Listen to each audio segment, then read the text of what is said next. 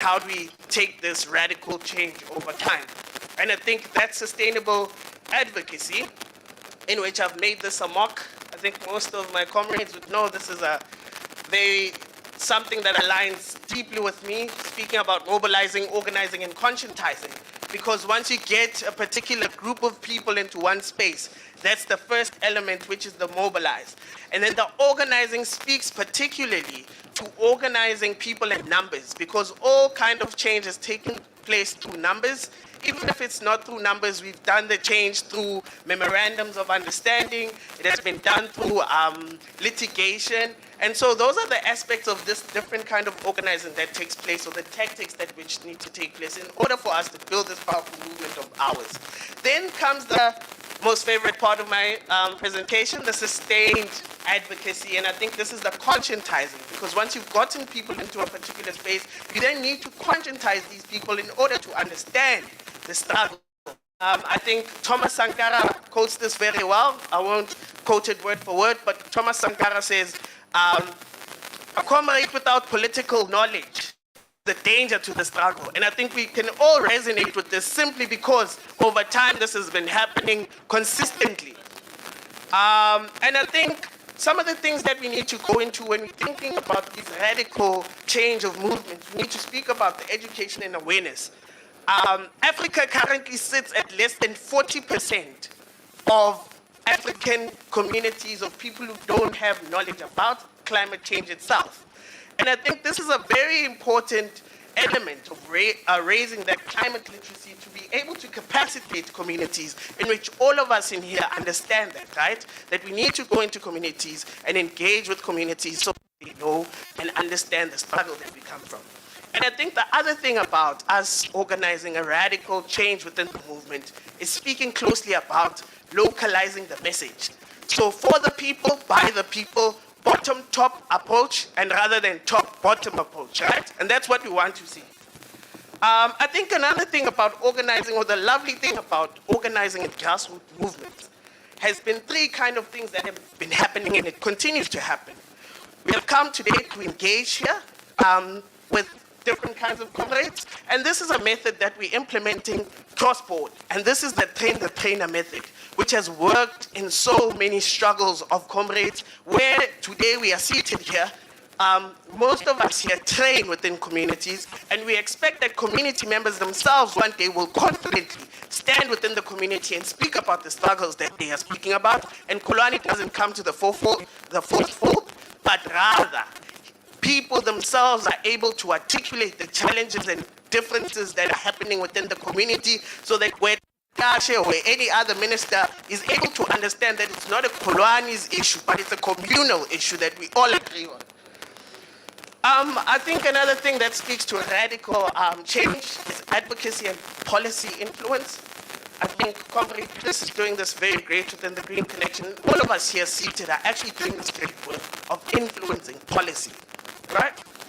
And I think one thing that we need to make as a key demand is to demand policy change.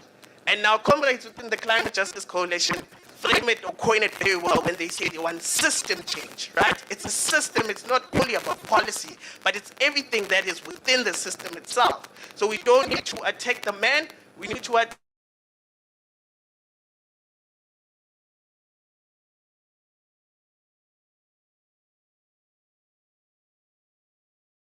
So it's people versus profit, and we want more of our government to address more issues of the people rather than actually over profit. Thank you. Sorry, I lost it over there. I think another element is about speaking about particularly participatory governance, which speaks to advocating for community involvement in decision-making processes. Right? All of us here, whatever struggle you're a part of, I'm sure we all believe in the public participating within any space, any form of policy, any form of decision-making made on my behalf. We all want to take that over, right? And we want to be the ones to draft whatever goes into the IEP, whatever goes into any policy that the so-called government wants to implement upon the people. And another very strong element that obviously I wouldn't have the strong knowledge or background about, is also the legal tool. We cannot forget about this. And I think the legal tool is very important. We've seen it work at all cases, be it's a protest, be it's of bill that needs to be passed. These are the kind of things we need to use, our legal system. So advocacy is not only toing to the streets, but there's also our comrades here, Comrade Tara. There's a lot of comrades that are working within the legal space, and we need to acknowledge that policy, the legal framework or tool is also another important element of our struggles. I think, as we've all said here today, I think I've heard the word intersectionality very loudly and very proudly. And I'm very proud of all of us that we all agree that these struggles is not only a climate justice issue, but rather climate justice issues is also a social justice issue. And we speak about this very vaguely, and I think Alex made a very perfect point to say, the gentleman that was sitting here today, to disconnect our struggles to a particular core is very dangerous. And I think we need to also be very clear on wanting to understand what people want to get out of all these issues that which we face. We cannot talk about water security issues from disengaging the women issues of GBV. And these are the issues that obviously our mothers, our sisters go through, because in the rural areas, the same mothers and sisters have to go pick up water for our old fathers at home, and along the way, some clown wants to think broader to what they're going to do to this mother of ours, to this sister of ours. And we need to fight this wholeheartedly, without any fear, without any favor. Sorry to ENCA. And another thing I think we need to speak about, amplifying voices and narratives. And I think another important element that the ACRP speaks about is storytelling. Meaning that people own the stories that they speak about, they tell their lived experiences, and this is one of the ways we can talk about our change, guys. If you want to ever go to any community or want to go into any public space where there's government, and how are you going to convince people? We have to have our own story, and we need to tell it ourselves. And no one else is going to tell it for us except us. Anything without us? Thanks, comrades. That's the way. Thank you, comrades. And lastly, we need to obviously look at this very clearly, is how we support women and youth within the struggle, which is to promote the voices of women and youth within the struggle. And currently, not marketing, but it is something that we are doing as the African Climate Reality Project. We are currently running women webinars in order to capacitate women climate reality leaders to be able to stand up for themselves and be able to articulate themselves, because we all understand that within these climate justice issues, it's a male-dominated space. And that's some of the topics we need to address within the space. I think the last option, I guess, subject matter that I'll touch base on when we want to start radical movements is nonviolent direct action and protest. Now, as we all may know, within apartheid bringing in that change, we also, apartheid as it was, or be as it is, it was one of the ways in which comrades were able to organize, mobilize themselves in order to change the system as a whole. Without those hundreds and thousands of youth in 1976 being able to articulate that they didn't want Afrikaans, it would have never happened without young people marching in the streets, be it without numbers, right? In any struggle that we think of, guys, numbers is very important. Personally, I do feel that a struggle without numbers sometimes can derail us. And that's, we have to go into communities and be able to articulate our struggle so that we have the numbers with us. We have the crowd with us. We are showing what is actually harming our lives. Lastly, last but not least, I think it's to speak about alternative solutions or building alternatives and solutions. So I think community-owned renewable energy, we need to support projects like community-owned solar and wind farms that provide sustainable energy and economic benefits. And last but not least, the just transition, advocate for a just transition for workers, communities, dependent on fossil fuels. Is that time? Okay. Sorry. Yeah, so those are the kinds of things, guys. If we want to think about radical change, those are the things that are set down and thought of. Thank you, comrades.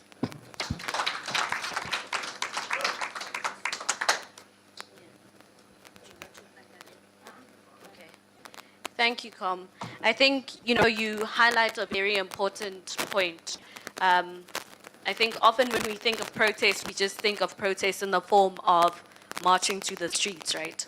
There are different forms of protest because as we master the art of protest, so have the people we are protesting against. You'll see with the mines, they immediately run to the courts and get an interim interdict against those trying to protest.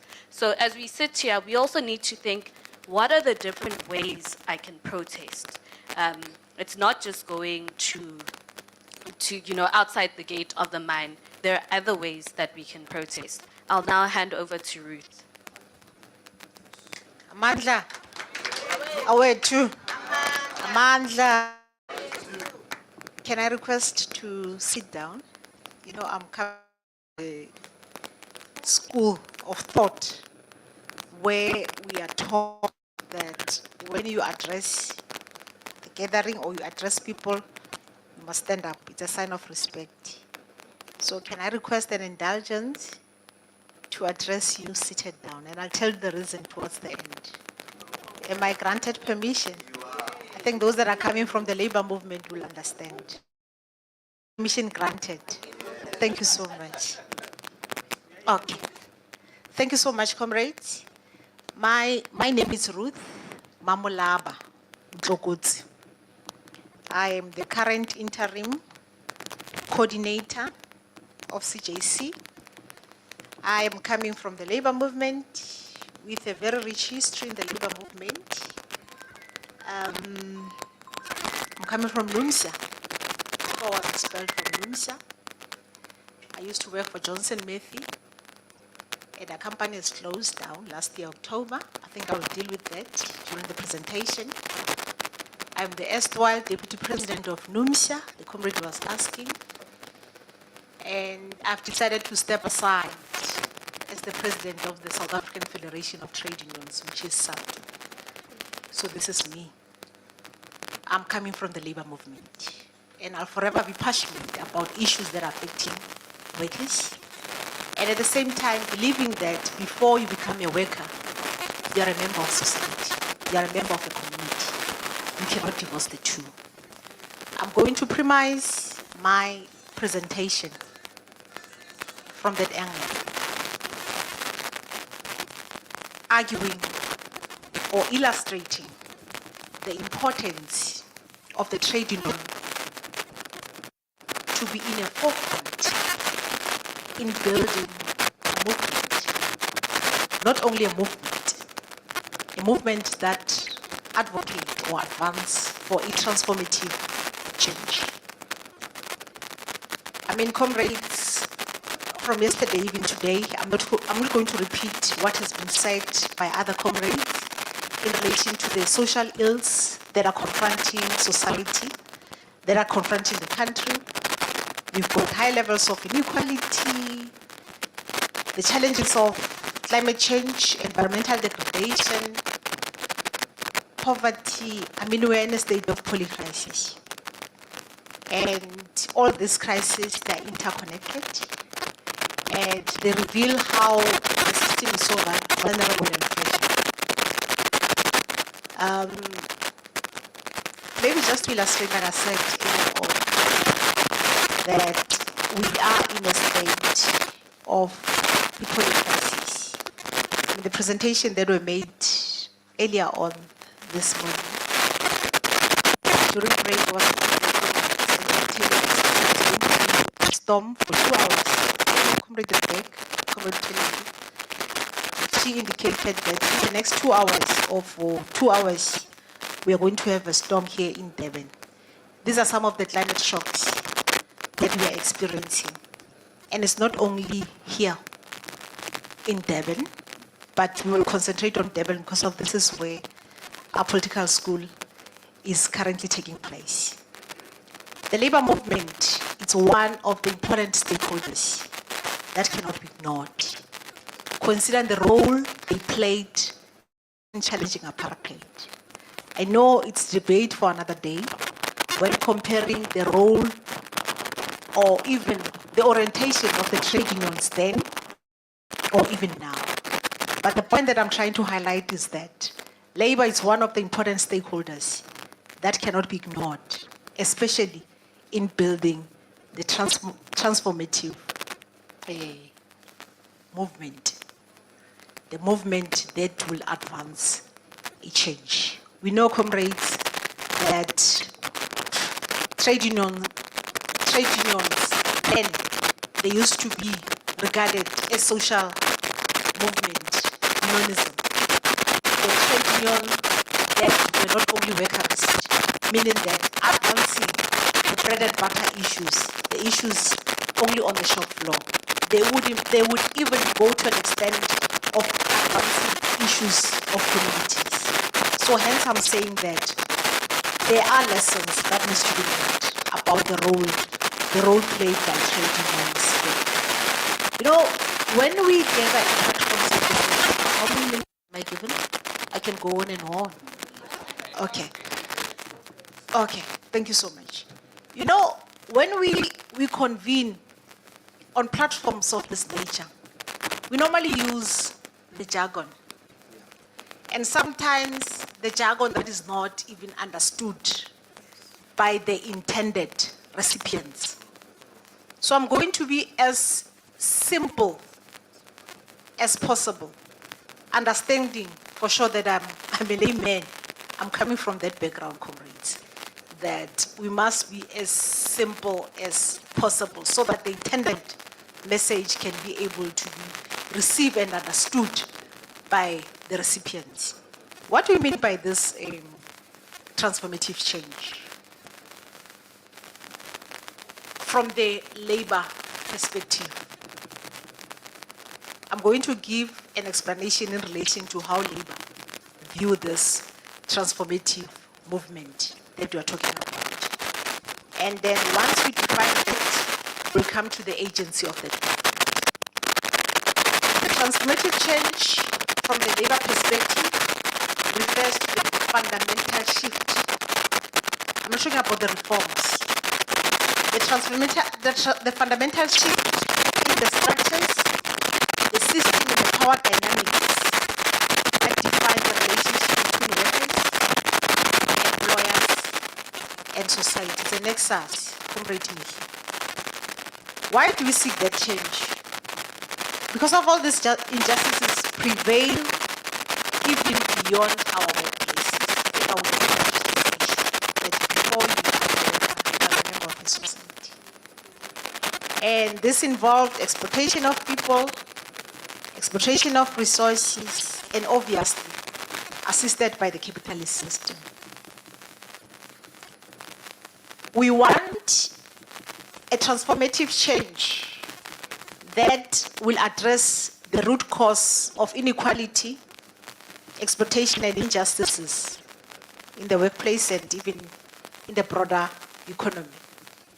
The transformative change that seeks to empower workers, promote economic fairness, and ensure social and labor rights are respected and upheld. The transformative change from the labor perspective aim to reimagine the social and economic system that currently benefit a few at the detriment of many. So, comrades, I'll come to the point of building movement. You know, I would share just a minute or so the experience of working in silos or even parallel with each other. I mean, yesterday, the session that was shared by Comrade Garab,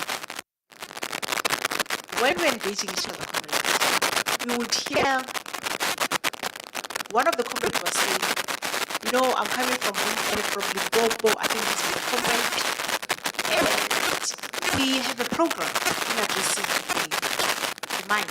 We can share those experiences. And there was a comrade, I think Comrade John, who even went to an extent of saying that I'm available to assist. So meaning that if we don't address that aspect of working in silos, comrades will come and gather in platforms of this nature without necessarily coming up with concrete way forward as to how do we ensure that we build this movement that will bring a transformative change. I think it's very much critical. And at the same time, comrade, building unity across divide is very, very crucial. And I think in the past, comrade, we need to applaud at some stage the progress that has been made thus far, considering the fact that different stakeholders, when you come and engage, we used to be positional, we used to gatekeep without necessarily coming closer to each other. What I'm referring to that, comrade, making an illustration of the example of the session that was chaired by Comrade Ukarabo. There was a question that she posed about allowing to extract minerals in our country. Are they allowed or not? There were some response. And when I was looking at the people who was responding, they were predominantly coming from labor movement. And which is the reality that we cannot ignore. That workers, their primary interest is to protect and preserve their jobs. At the same time, we are members of communities. I'll make an example of comrades that are coming from Mpumalanga that are deeply impacted and affected by pollution in that particular area. So, the point that I'm trying to advocate, comrade, is that how do we build consensus? How do we build consensus without not necessarily gatekeeping, without not necessarily imposing our views on the other side, ensuring that we come to as close as possible, most probably agreeing on a minimum program that will unite all of us. We need not to have a situation where our views will be imposed over the others and the others will gatekeep. They did not want to confront the reality that we are confronted with. Comrades, the company that I used to work for 26 years was closed down last year, October. They were manufacturing the catalytic converters, which is one of the product that is being deemed as being environmental friendly. Although these combustion cars, if they do have the catalytic converters, they can mitigate the carbon monoxide, and which is not the case. I think that's also a debate for another day. The company has closed down, comrade. They've now moved to producing the green hydrogen technology, and we know, comrades, that they had to go. It was the foreign direct. It was the multinational company. They had to go and trial that product in the Western countries before they could give it here in South Africa. About 600 people lost. And we need the type of a movement, comrades, that when we're talking about the just transition, I mean, workers were left vulnerable and destitute, let alone, comrade, that SAFTA, it is the member of the Climate Justice Coalition. And from time to time, we come to platforms of this nature, we theorize that this is the type of the type of the just transition that we want. How many experiences that workers are confronted with where this theory that we continuously preach when we are gathered in processes, in meetings of this nature, talking about when we're supposed to convert it into reality, it is not happening. So, comrade, I'm challenging all of us that let us be as practical as possible. The transformative movement that we're talking about, it has to be the movement that deals with reality on the ground, comrade Kolwan. Yes. So that's why I'm saying that we need to build unity across all divides. Yes, there are issues of workers, division amongst workers, but what is important and what be so excited that even this political school, I think we need to applaud Comrade Ferron about the training that she actually started, because of we've seen comrades coming from COSATU, SAFTU, FEDUSA, being member of that study cycle. I think we are getting there. And some of the participant comrade, they are present in this gathering. So meaning that from the labor landscape, unity, we can start forging it here. And we saw the experience, comrade, the workers from ESCOM, NUM, and NUMSA coming together, let alone that there were differences with their elites who happens to be their leaders. So meaning that if we can start having unity amongst ourselves as people who are affected by the climate shocks, comrades, we can take it to another level. Then the coalition building, I'll just give an example, comrade, that, like I said, that SAFTU, it is the member of the Climate Justice Coalition. And there was a summit, comrade, convened by SAFTU in 2018.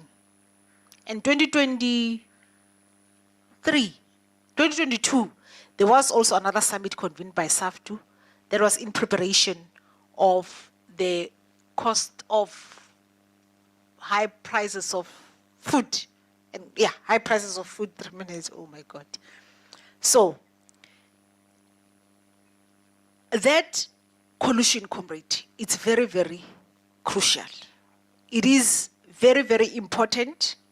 And I guess, comrade, that such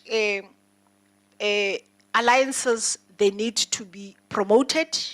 We need to work with environmental movement. We need to work with civil society organization. We need to work with organizations that advocate for gender equality. And worker education, comrade, it's very, very much important.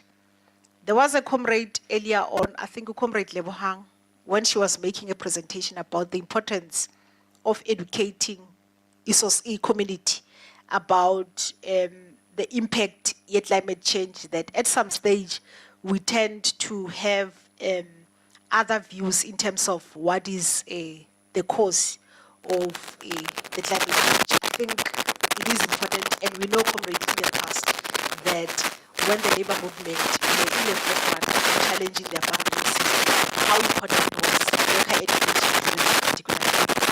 The political engagement and the strategic advocacy. I think this movement we're talking about, comrade Lucy has said, I feel that yes, theater of struggle, it comes in a number of ways, and we need to engage politically. The comrade we have read earlier on, as human beings, we are political beings, we cannot dissociate ourselves from the political activities, and at the same time, engaging those that are entrusted with responsibility, because we know that politics is not pro-people and also not pro-environment.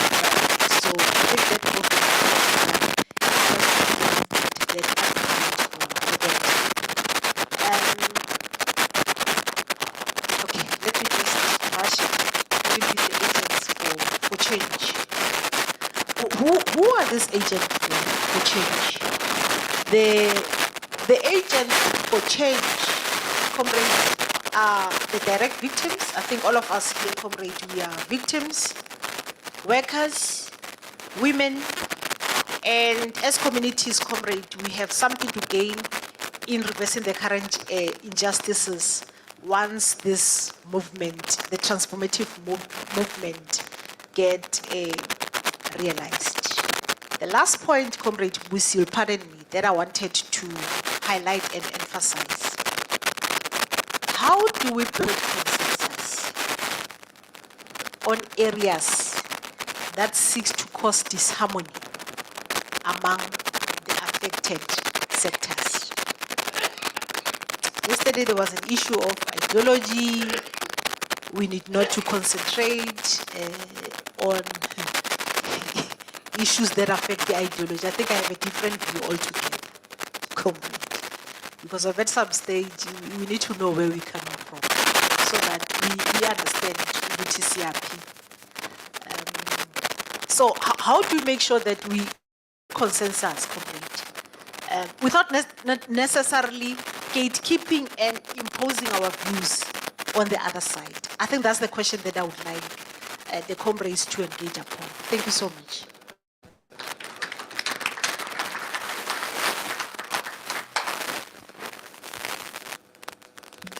Thanks, Tom. I think Ruth highlights an important point without sounding like we're endorsing Donald Trump, but it's important that, you know, we're stronger together, but we're not endorsing Trump. That's the campaign slogan.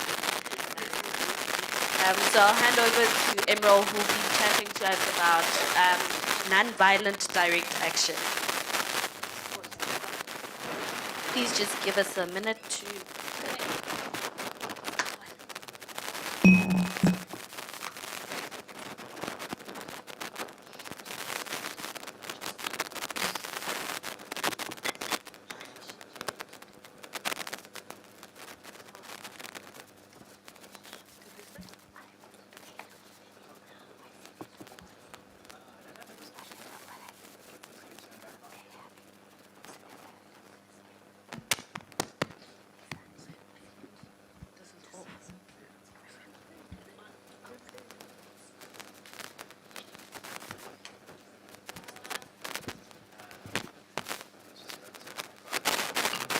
Can you hear me? No? Yes?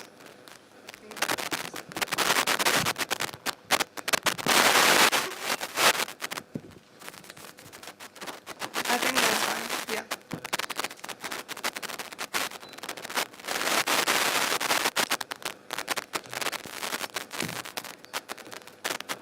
Technical assistance, please.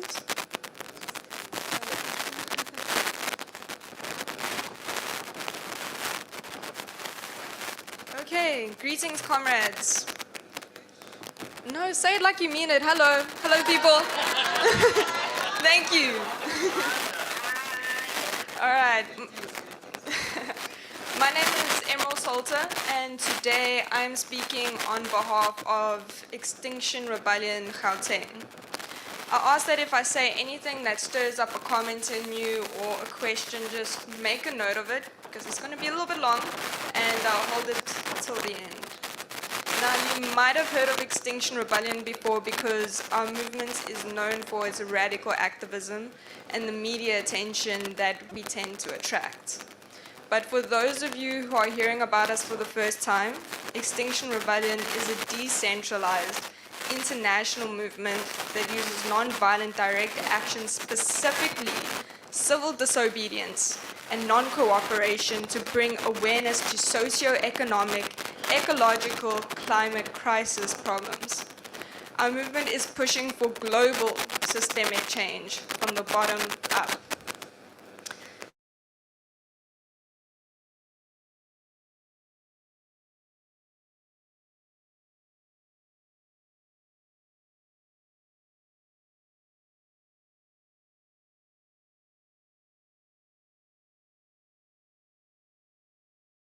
Watch a quick video quick.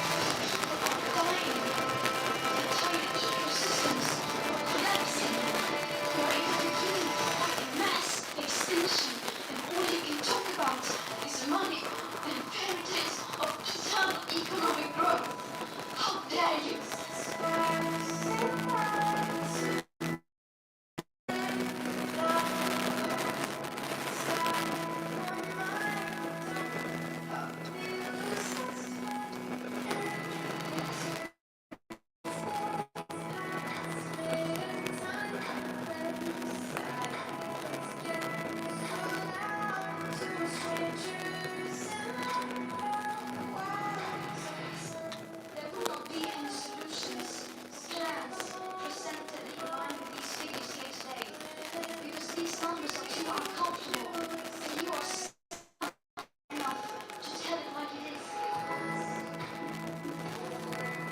You are failing us.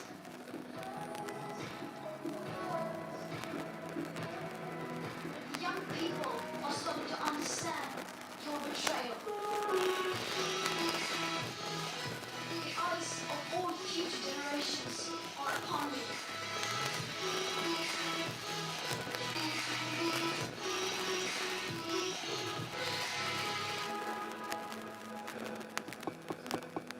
And if you choose to fail us, I say we will never forgive you.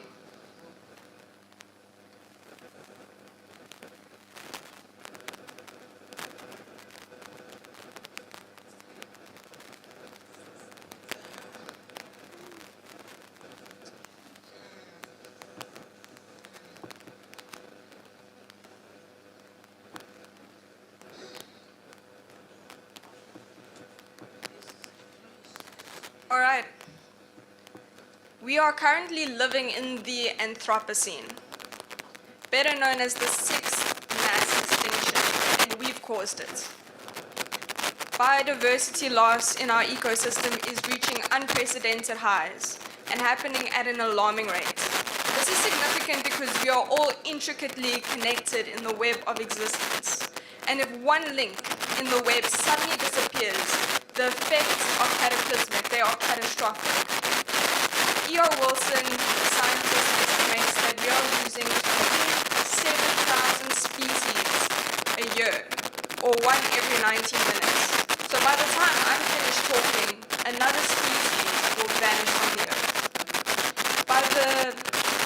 At the rate that we are growing, we are acting like viruses within our body and treating Earth like a disposable resource when she is our mother, when she is our life giver.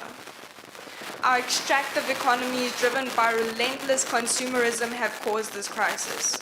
Linear supply chains focused on cheap costs that drive high profits, pillage our land, exploit our people and our resources, destroy habitats, and have created a disastrous level of waste, once unknown to humankind. Islands of plastic now cover the face of the earth. We are the first generation to experience this kind of pollution. This is new.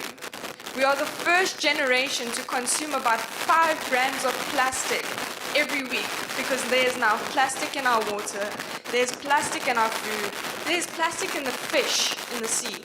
When you eat fish, fresh fish from the ocean, you are eating plastic because we have created a plastic economy. Rising temperatures are driving the spread of new infectious diseases. The parasitic organisms like the malaria mosquito. In fact, if we continue on this trajectory, in a few years, malaria will be a part of Durban. We'll have to go on to chronic malaria medication. Natural disasters, as was touched on this morning, are becoming more and more frequent. Mass destruction is happening across the world, and we are the ones to blame. Our global population is increasing unsustainably, and in the same breath, insecurity is increasing due to soil degradation, fresh water scarcity, resource depletion, and rising inequality. Socioeconomic disparities are worse than environmental degradation, climate change, and unsustainable development, resulting in increased migration and global tension. This is no joke. That is why we have all gathered here this week, because we know that this is urgent, because we know that we need systemic change, a root of gradualism and hope for reform. We heard these leaders this morning. They weren't interested in that. We just can't afford it. We call it a climate crisis for a reason. And we need a revolution. We're running out of time. We have to turn the sinking ship around before 2030, not 2050, because that will be too late. The clock is ticking, and we must act now to stop the beginning of the end of the human race. If we do not take radical action right now to ensure sustainable change, we will be the last generation of humans to walk this earth. First, I'd like to make it very clear that I'm not one of those climate activists that focuses purely on the environment and not the socio-economic injustice at the root of all of this. The only way forward is through a just transition.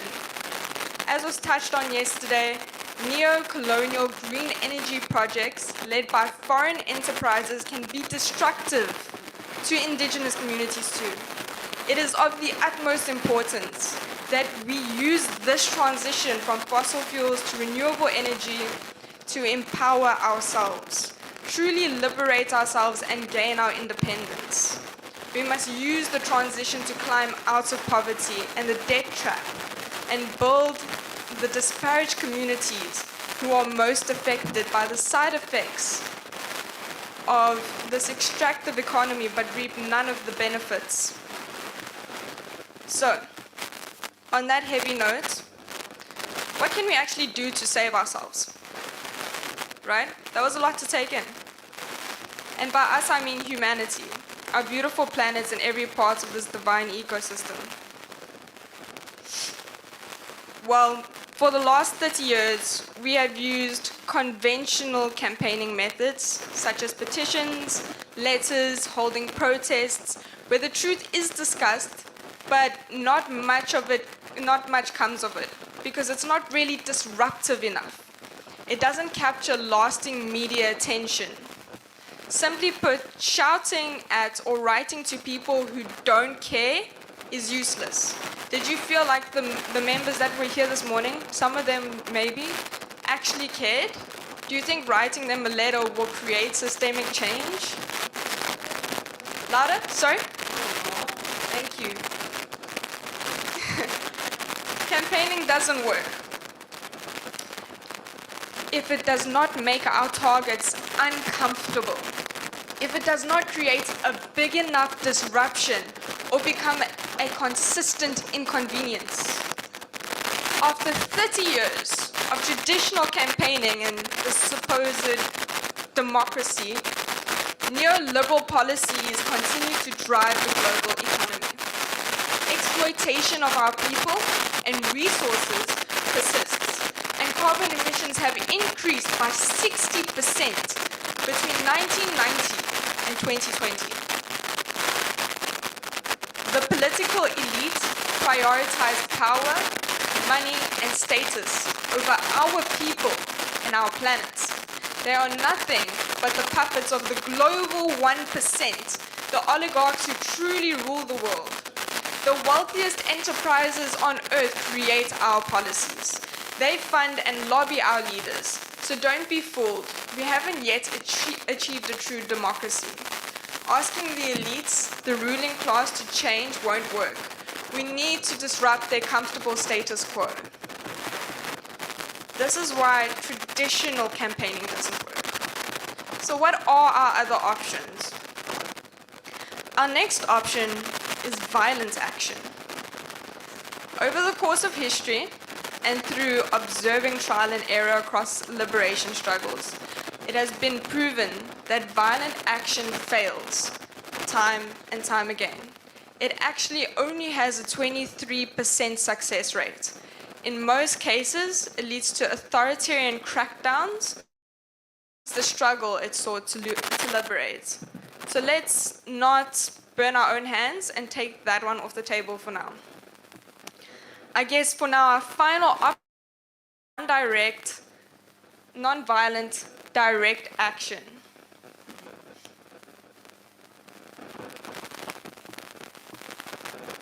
Sorry, I'm forgetting to press next. All right. Which can be broken down into two parts. For now, I'm going to say NVDA when referring to non-violent direct action. Pressuring systemic change through NVDA tactics, which doesn't mean passive resistance, it means radical non-violent activism. This is a communal movement. The second calls for radical inner change, or personal change, combating an unjust system by not cooperating with it on an individual level through your lifestyle and daily choices. Let's start with radical activism.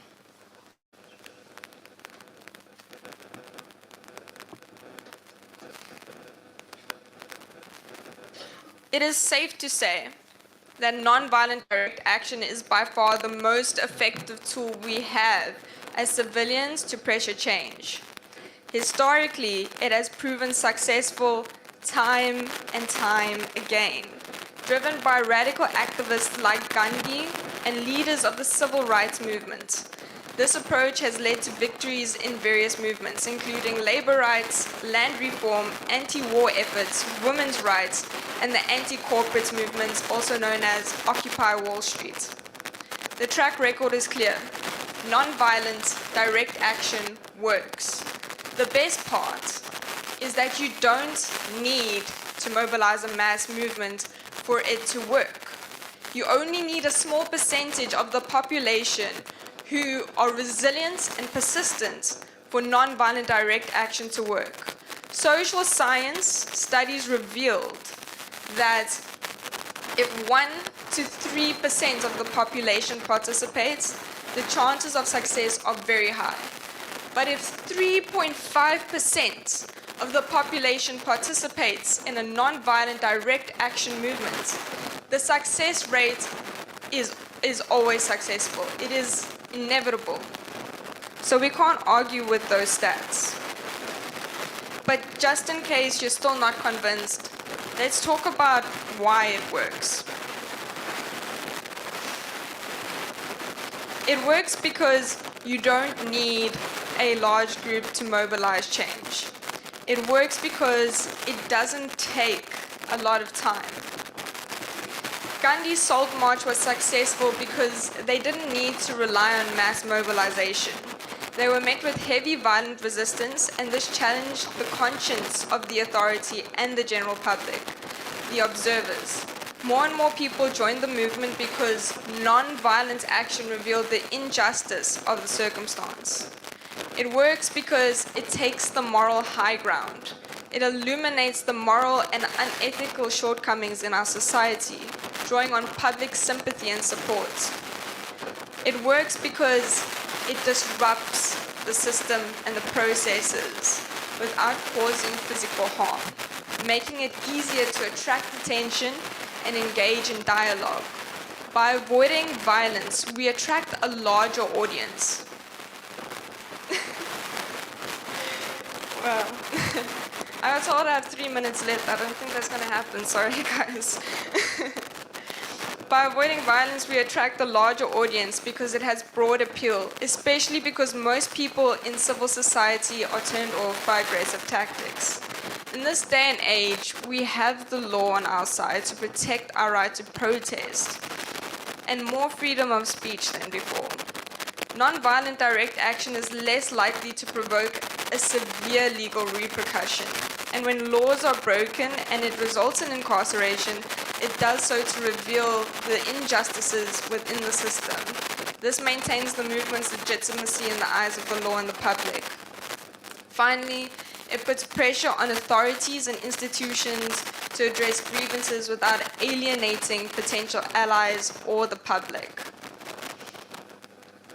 Radical, non-violent movements like the Freedom Riders who challenged the segregation laws, especially in the South during the Civil Rights Movement, managed to expose the harsh realities of racial discrimination, galvanize national and international support, and pressure the federal government to take decisive action towards civil rights reforms.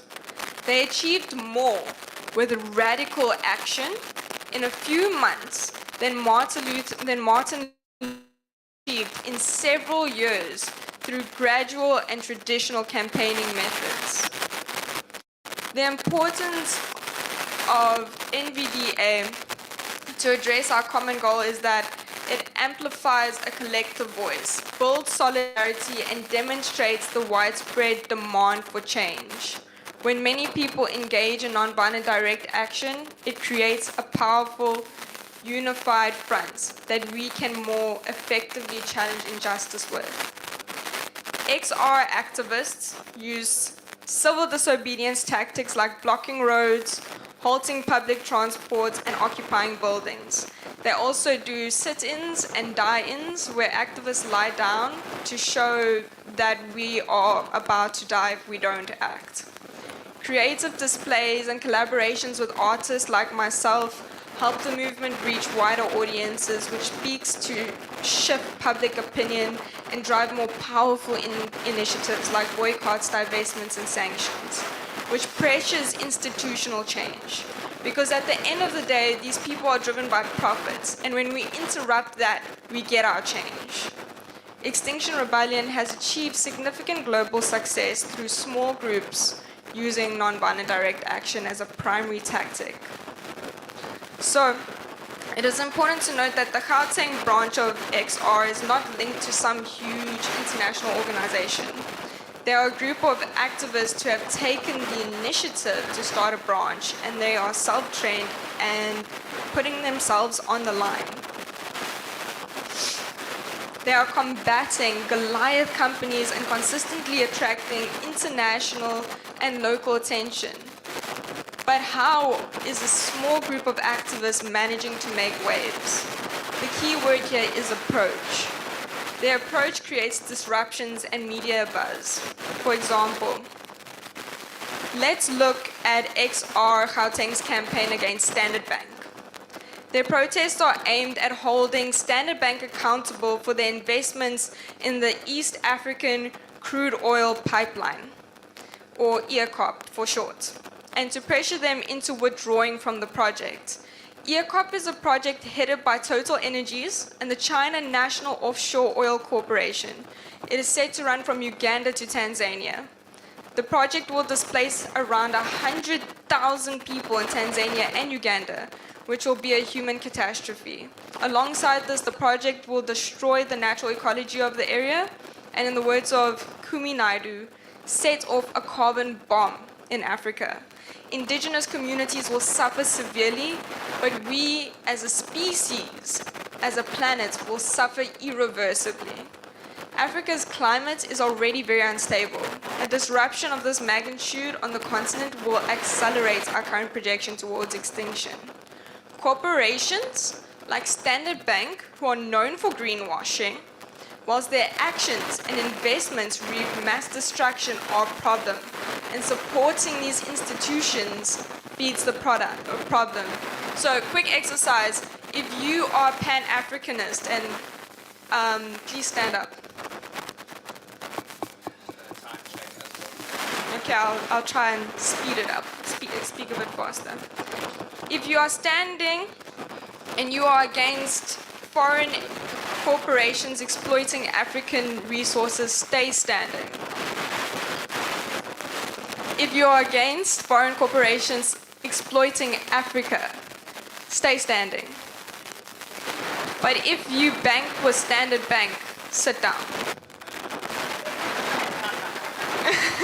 One person did. I'm proud of the rest of y'all though, because that's a huge contradiction. Okay, cool. You can sit down.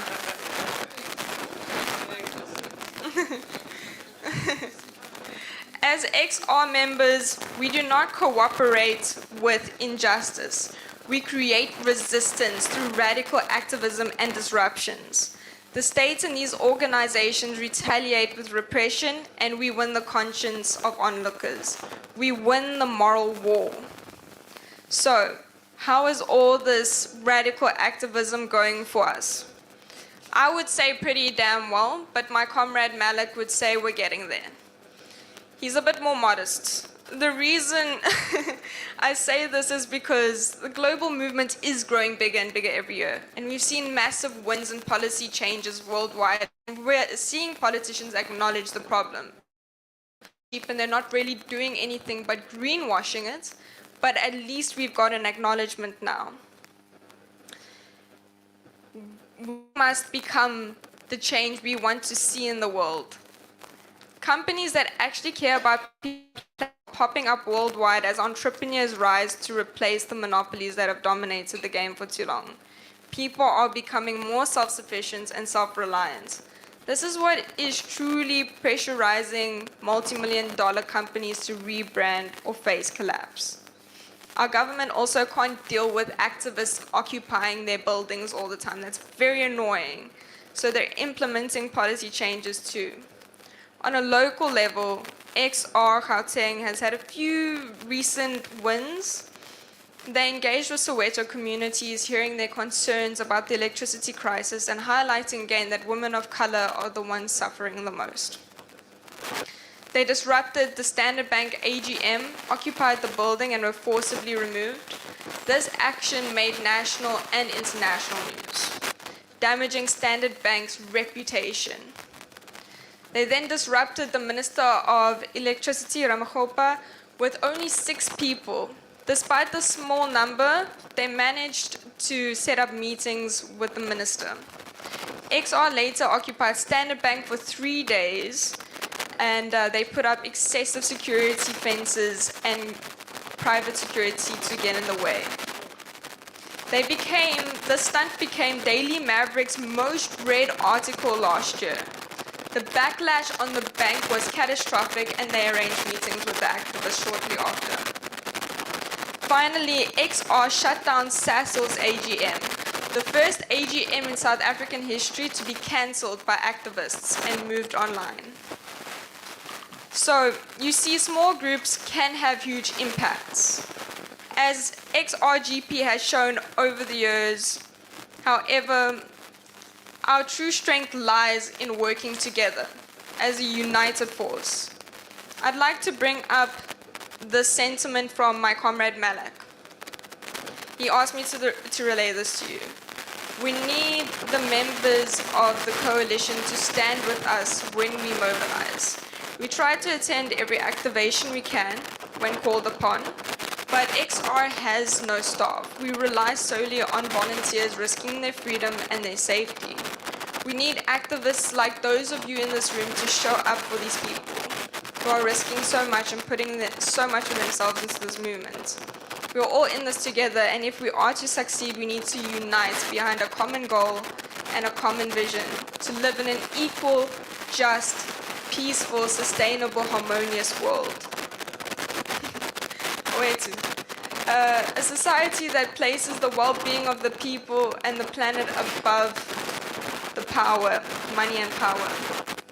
For those of you who are able to offer support and resources, and you have the people who can do the litigation, please extend this to us. True solidarity means more than words. It involves action, unity in the struggle. And we can do this through civil disobedience.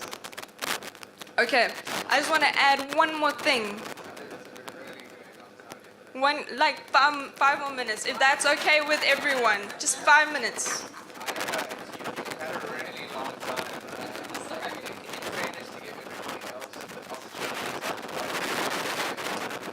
Okay, I'll wrap it up. Cool. So, just speaking as an activist, not on behalf of XR, if we want radical change, we must be willing to be that radical change. Change is not only created by acting on external forces. We shouldn't be focused on resisting the problem, but we should be focused on becoming the solution. I'm just going to skip to the end quickly.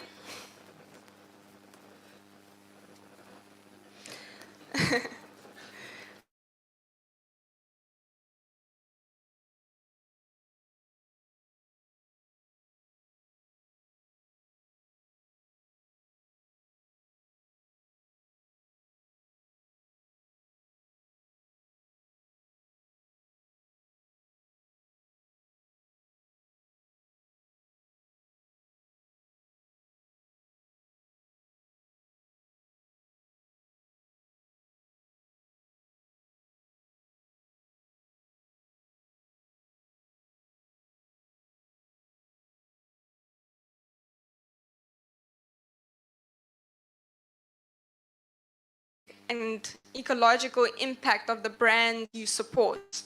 Because that's something we need to think about as activists. By changing simple things in our daily lives, we can change the world. The clock is ticking. There's no planet B, and if we don't act now, if we don't change ourselves and unite behind a common vision, we will be the lost generation. Thank you, guys.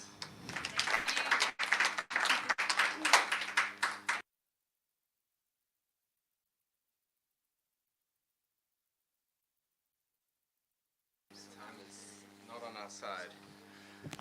So, comrades, that panel did go significantly longer than we had anticipated. And we also don't want to not provide space for conversation, but also people need breaks and food and coffee.